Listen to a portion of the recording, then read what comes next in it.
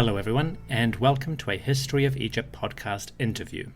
My guest today is Fatma Keshk. Fatma Keshk is an Egyptologist, archaeologist, and researcher in Egyptian heritage. She earned her Bachelor of Arts at Cairo University in 2006 and is currently a PhD researcher at the Free University in Berlin, Germany. Fatma has worked as a field archaeologist in Saqqara, the Sinai Peninsula, Aswan, Lower Nubia, and the Western Delta. She has also worked for the Library of Alexandria. You know, that Library of Alexandria.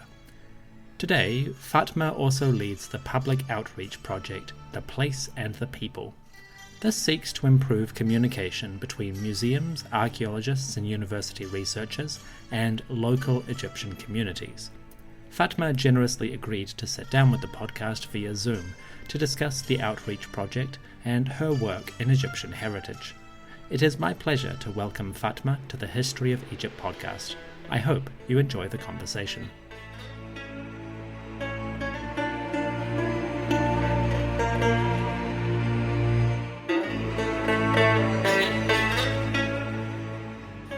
Okay, so Fatma, thank you very much for joining me and welcome to the History of Egypt podcast.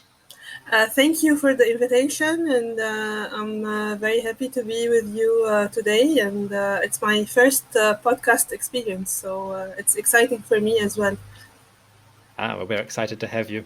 So you are currently in Cairo. How are things going in the capital? Yeah, I'm in Cairo, my hometown, and things are. We got used after 3 months. We got used to the lockdown situation because of the COVID-19, and fine. Locked at home and nothing exciting, unfortunately. So working at home and everything is fine. Alhamdulillah. Alhamdulillah.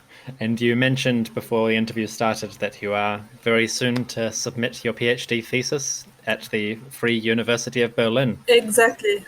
Oof, that must be scary, and I'm very grateful you're here at this particular time. Yeah, it's fine. It's I was a bit scared before, but now it got delayed as well because of the current situation everywhere in the world. So looking to the positive side, it calmed down my of being worried in general. So let's look to the positive side. It's exciting and nervous at the same time. And are your supervisors being helpful and considerate at the moment with it? Extremely, and I'm very grateful to them. I have two supervisors, and both of them are very supportive and very considerate of the situation, and everything is going fine, alhamdulillah. So for those who may not be familiar with your work through Twitter or Facebook, what is your PhD thesis studying? My PhD looks at the open spaces at the settlements from the late pre-dynastic to the end of the Middle Kingdom.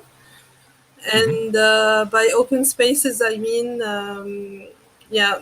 generally all the open spaces in the settlements, but I focus on the streets and the open courtyards, and there is a reason behind that, because it's not an archaeological study only, it's also an ethno-archaeological study. So I compare, not exactly I compare, but I study through the ethnographic record. So I have a modern Nubian settlement in Nubia in Egypt. Let's say the Egyptian part of Nubia, to be more specific. Should we say Wawa? Yes, exactly. And it's called Biga, the village of Biga. And there are the remains of a Nubian village, of a modern Nubian village. Where I'm studying the open courtyards and other open spaces, and I'm tracing through the ethno-archaeological methodology the common or the persistent traditions of the space use. Wow, that sounds fascinating. And now that you are nearing the finale of the project, are you able to give us a hint at the sort of some of the broad conclusions you've discovered? Yeah. Well, the No main. pressure. No pressure. I can give you the very general conclusion that the continuity of the climate and the natural conditions in general have affected the continuity of space use in settlements in Egypt, for sure. Okay. We might imagine that this is very, how to say, very. We cannot imagine that this long millennia of time cannot transfer these tradition of space use, but it did, of course, not exactly the same, but the response of humans in general to the climate and the natural conditions is not very different from time to time. So this is one of my broad conclusions. So even though the climate has had some impact and changed some of the local patterns, there are still very strong similarities in between the past and the present? Yeah, there are, especially if we talk about the orientation of the houses or the orientation of the spaces, to how to catch the fresh breeze and all these, we call them vernacular traditions of architecture. But they are in fact very, we might imagine they are vernacular in the sense that they are just built by people who are not specialists or not architects, but they are in fact very, very full of details that are very specific and very taken care of. Lots of practical knowledge rather than theoretical. Exactly. So I like this field a lot because it's part of showing us how the ancient Egyptians lived, not only how they died, as we know more about them. Both sides of their culture is important, but I believe that at the moment we need to know more how they lived, because we already have considerable amount of information of how they died. So I'm personally, as a researcher, more interested to know how they lived. So this is one of the reasons why I study this topic.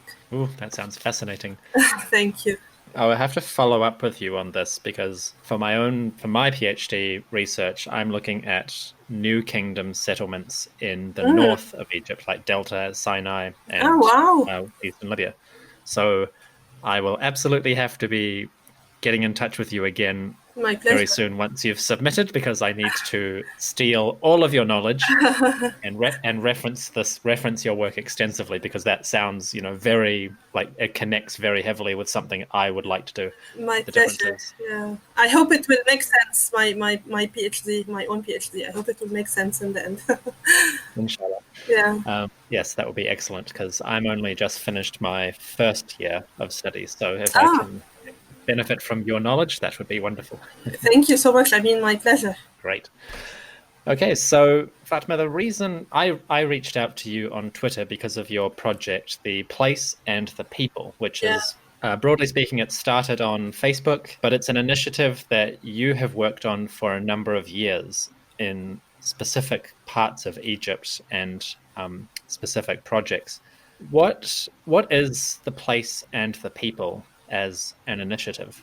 The Place and the People is the channel through which I can carry out my work, and one of the work aspects that I enjoy and like the most, which is community engagement through heritage outreach through community engagement. My experience in this field started 13 years ago. And by joining projects where there was always a component of communicating the archaeological or the heritage knowledge to the local community living in the neighboring areas of the archaeological sites that we are studying or documenting or whatever. And throughout the years since 2007, I got other chances to develop this aspect of my work.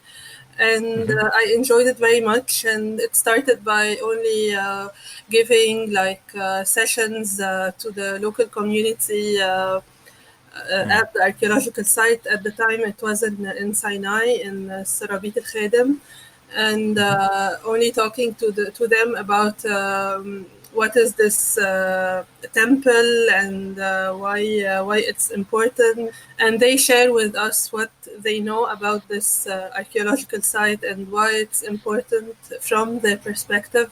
And then 2017, when I joined one of the most important projects I joined recently, which is the Asyut Region project of the British Museum, an archaeological excavation in a village called Shud, directed by Ilona Rigulski, and she invited me, and she invited other people as well to work on a community engagement aspect of the project. Because she was very interested to integrate the local community from the beginning. So it is the first excavation at this village. Even Petrie didn't go there, and or any other early archaeologist. So it was really the very first excavation that takes place in this village. So it's something new for the community. So she needed to integrate them in this work, and letting them understand why archaeologists from England are coming to excavate in their village in Upper Egypt. So together with her, we planned some different activities of different aspects. And from this moment, I noticed that how this work is very crucial and is getting more professionals are noticing how it's important to engage this work, to include this work in their projects. So I decided to found my own initiative, The Place and the People. And to hire a team with me to work, and it was through this project where I got to meet the other main person in The Place and the People. And since then, we decided to work together as a team. And look for more ideas and more projects to communicate our knowledge in heritage outreach. So this is how it developed, and we got the idea of founding this initiative. That's excellent. So moving forward, do you have like a clear sort of goal or thing that you're aiming for with the project in terms of professional engagement and connecting with the community? Yeah, we have many goals actually. We have so basically we're trying to promote what is our expertise. What can we do? So that's why we are trying to have more activity at the moment on social media, on Twitter or on Facebook or on Instagram. To let the people know about us and to let them know what is heritage outreach and all of this.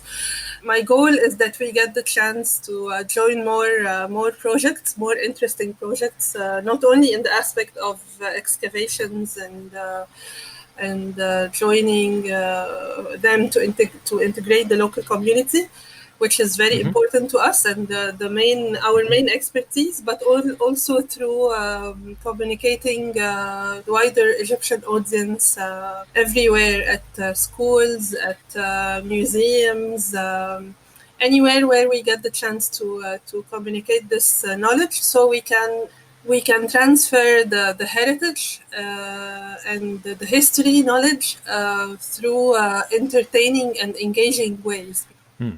That sounds excellent. Thank you. We will be back with more of Fatma Keshk in a moment, but first it's time for a quick break. See you soon. And now part 2 of my conversation with Fatma Keshk. So you mentioned earlier that the sort of your involvement in the place and the people started particularly from your work in Sinai at Serbat al-Kadim. Yes. So, looking through your CV, you've also published material based on the cultural heritage of this area and its relationship to the people who live there now.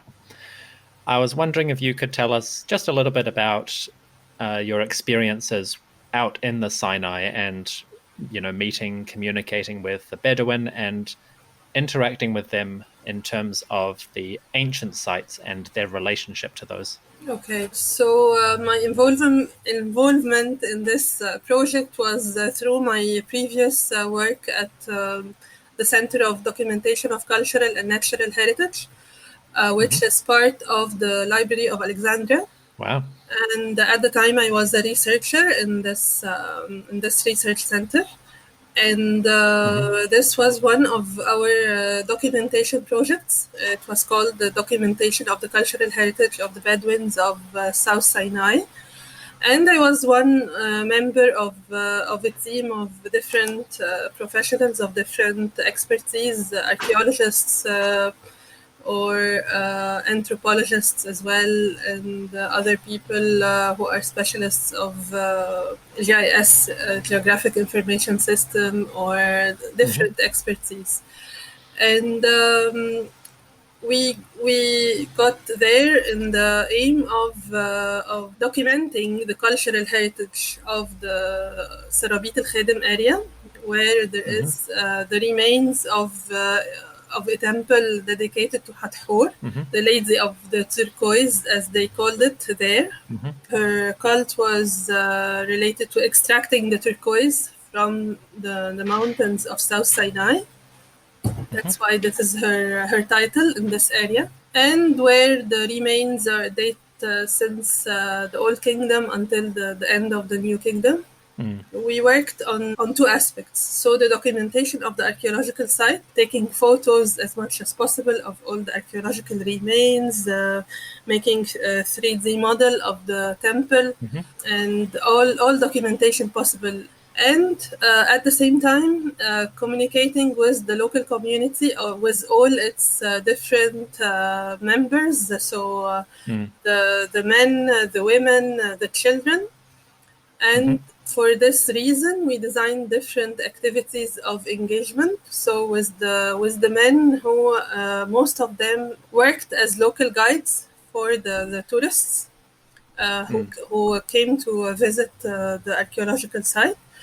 The site is located at a height of 900 meters above sea level, so you have to climb for almost 3 hours to reach the temple, yes, in a very arid area. So you need the help of a local guide to reach this place, especially if you're not, as like me, if you're not a hiker or used to this to this environment. And if you're just a city kid. Exactly, I am a pure city kid, so it was for me really a very interesting experience from all aspects. And and the people, by this I meant to highlight how the people of the community are already connected to this important cultural heritage that they possess at the area. So they know the information by inheriting it through generations. So they have to communicate information to the tourists. So they tell them broad information they know about what are the remains there and why they are there and so on. And we know the site as especially Egyptologists, of its historical importance. And we can of course read hieroglyphs since we are Egyptologists. So we share this knowledge with them. So they tell us what they know from their perspective, and we share with them what we know as Egyptologists. So this created, created a different narrative, as I like to say. different narrative coming from an exchange of knowledge. And out of curiosity, what kinds of things did the locals add to your understanding or your colleagues' understanding about the site? Yeah, they added to us this local aspect. So if you live there, if you grew up there, and every day you see signs, for example, let us speak about inscriptions, because inscriptions are scattered everywhere around the mountain there. So you could see this. This is a. I'm just explaining you, for example, the perspective of the kids. Sure. This is a star, or this is a lady sitting on a chair from their perspective, or the different hieroglyphic signs. And at the moment where we try to explain that to them why the ancient Egyptian, or as far as we know it, why did he choose these signs to write his language, for example. So we discovered that the kids were very bright, and it was very easy for them to see, to identify the hieroglyphs. You know what I mean? I mean, it's not easy for anyone who's not learned ancient Egyptian language in general, or hieroglyphic signs, to identify them when you show these signs to him or her. So they were very bright, and for us, this was very clear that it is the impact of growing up in such a place, very special place. That's excellent. I like the idea of children learning hieroglyphs young. Yes. Then we can get more of them into the field. Exactly. Yeah. So, speaking of children, as part of your work on the Asyut region project, you wrote a children's story called The Tale of Shuteb. And this is available online, and I'll provide a link for listeners to go read it. It's really beautiful and really lovely. Thank you. How did this project come about? And how did you write it and decide on the story? So through our engagement in the project as a community archaeologist, if we can say, I planned with the director of the project different activities for the local community. So we started by different workshops for different age groups.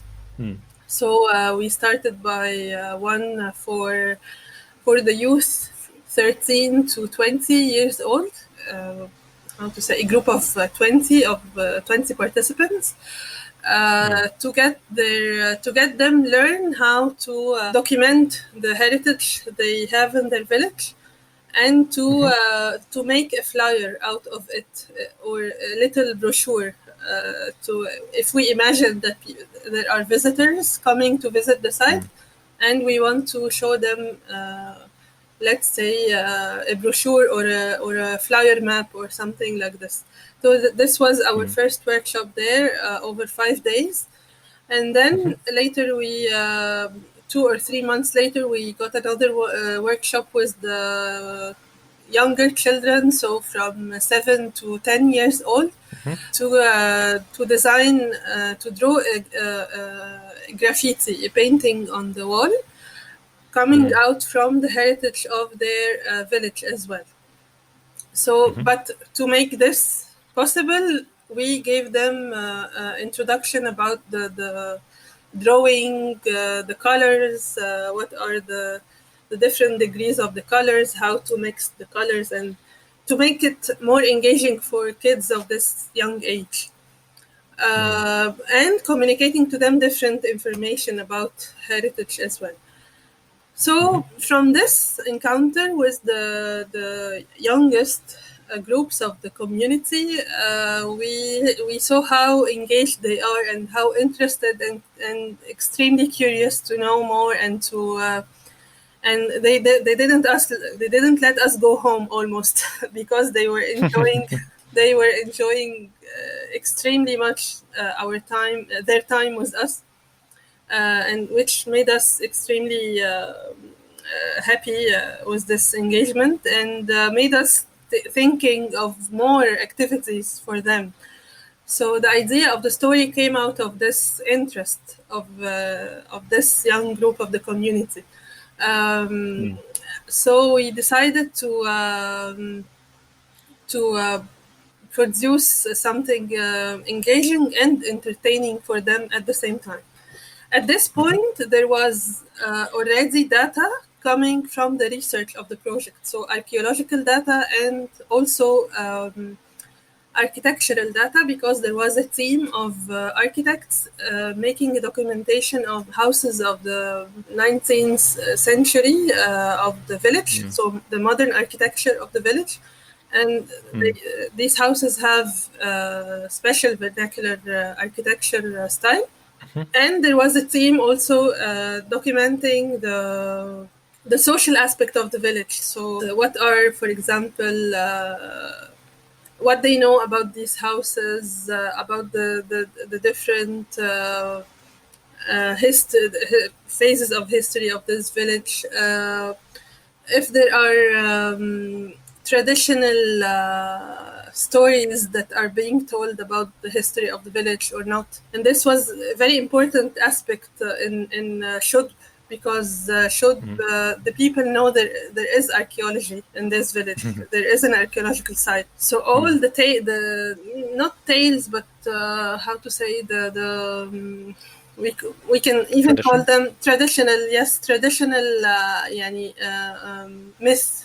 You can say this, like folklore. Yeah, exactly. So they're not because they have a lot of fiction in them. So so how to say they are told through generations about about Shud, and we decided that to make use of all of this wealth of heritage, if we can call. So you have many different aspects of things that you can make use of and make interesting use of. This is how I came out with the idea of the story and suggested it to the director of the project.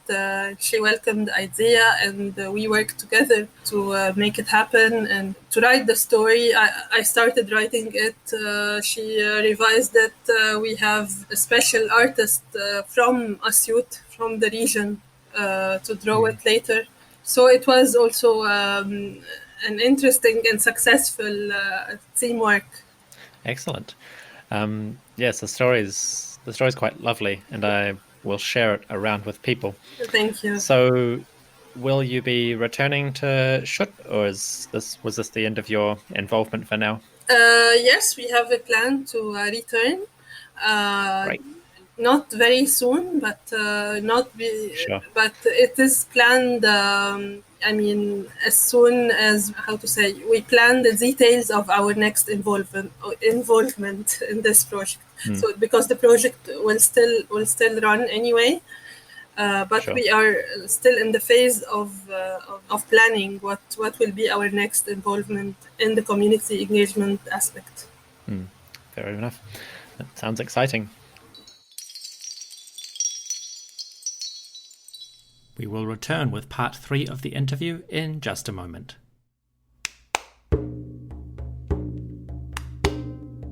Hello listeners, Dominic here. If you follow the show on social media, you probably know what I'm about to say. If not, well, here is some news. The History of Egypt podcast has merchandise. We have a variety of designs created by my partner, available on tpublic.com. They are based on ancient Egyptian imagery with a contemporary flavour. So, they are authentic, but also stylish. Our designs come on a variety of products, including t-shirts, sweaters, masks, coffee mugs, notebooks, stickers, posters, and more. They are available in various sizes, colours, formats, and all of that good jazz. So you can get the design you want in the way you want. If you are in the mood for something holiday-themed, check out our Hebu Neferu, Happy Holidays design. Adapted from an image of Akhenaten, this holiday-themed style features the King of Egypt as a sphinx, holding a present in front of a pyramid. It is a charming and delightful design, and a wondrous addition to the store. Follow the links in the episode description to learn more about History of Egypt podcast merchandise. Thanks.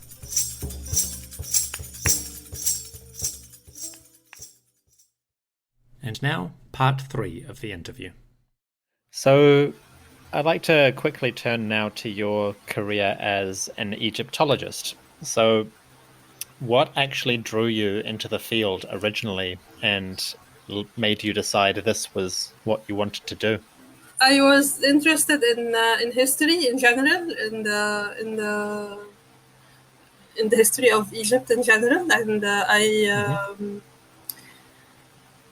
I saw that one of the most interesting aspects of Egypt as a place is its history and its heritage. And I was attracted to it, and I was very curious to know why do we have all of these monuments around and all of this history and all of these things. So it was out of curiosity in the first place, and also out of how to say. It was how to say, I was admiring what archaeologists do in general, that they are exploring different places around and not only staying in one place. So this was the 17 years old me, so I wanted to go around and explore different places. So it was also a very how to say, naive perspective, and but which turned out to be also interesting, of course.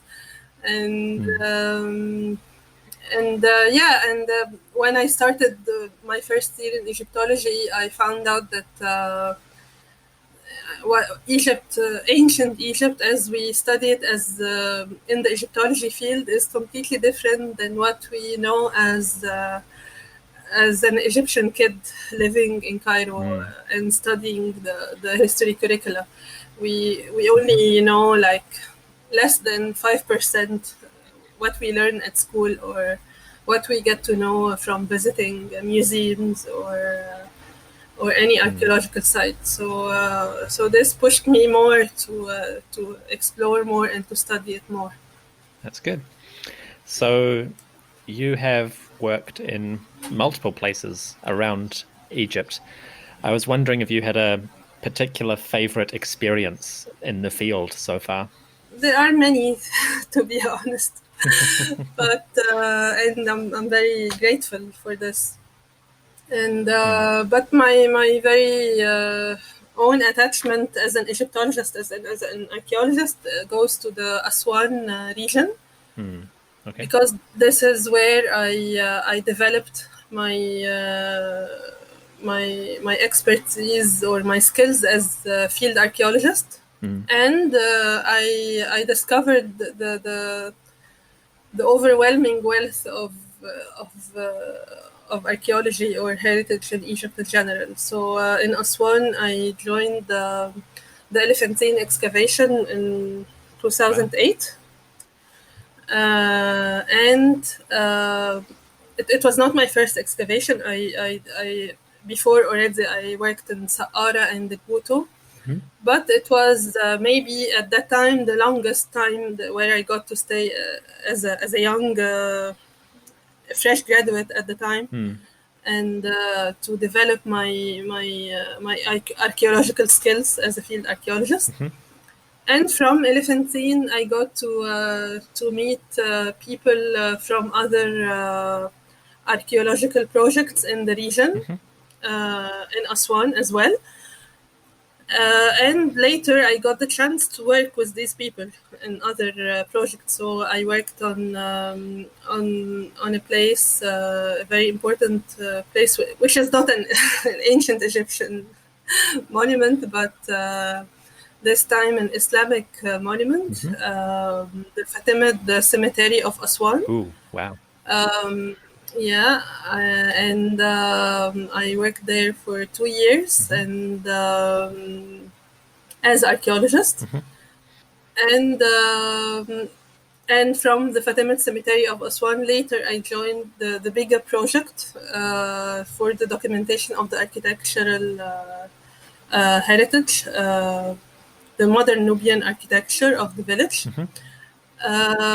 So that's why I have a very special attachment to the Aswan region, because I got the chance to go from ancient Egypt to the other time periods of Egypt.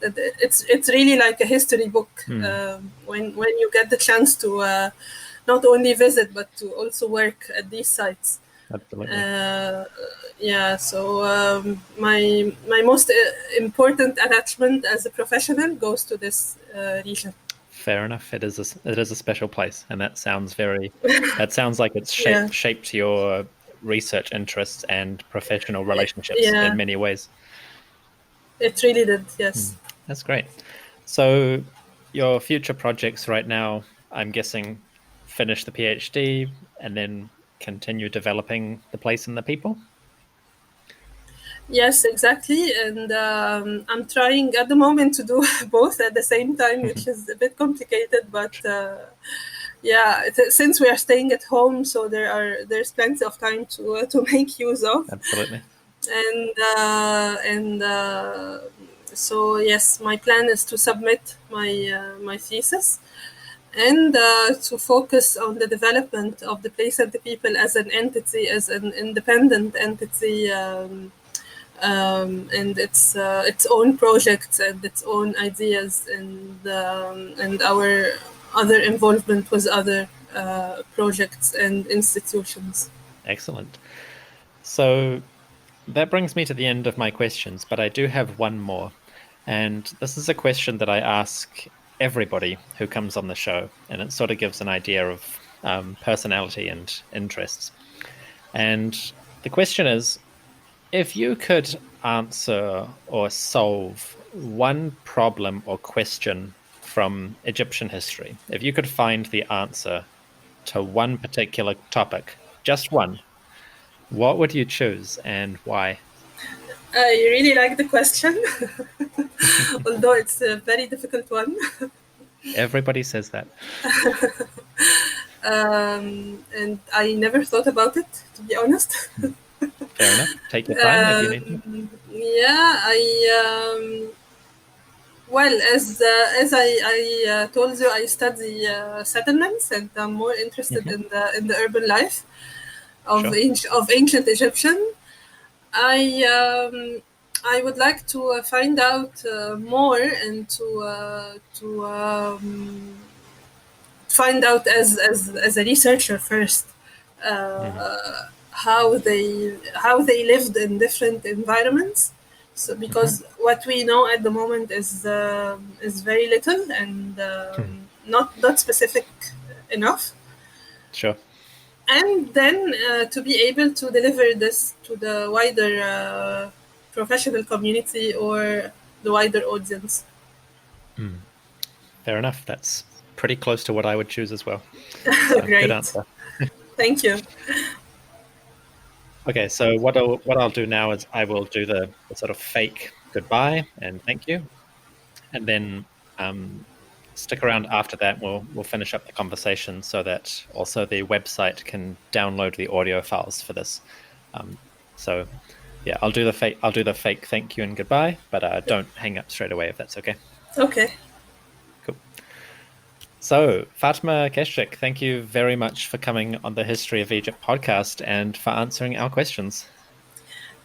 Thank you so much for having me today, and I enjoyed very much talking to you and our conversation. And it's a great chance to have this podcast on your website. And thank you for having me. Absolutely. And good luck with your PhD, and I hope you'll consider coming on the podcast again to talk about your specific research on settlements at a future date when you are perhaps more ready to talk about the project. Thank you so much, and my pleasure, of course. I will be happy to talk about it when it's finished. So yeah, thank you very much, and good luck. Thank you. My thanks to Fatma for joining the show for this discussion. If you enjoyed hearing about Fatma's projects, follow the links in the episode description to learn more about the place and the people and outreach projects associated with it. That's all from me. I'll see you soon. Take care, and may the gods bless you.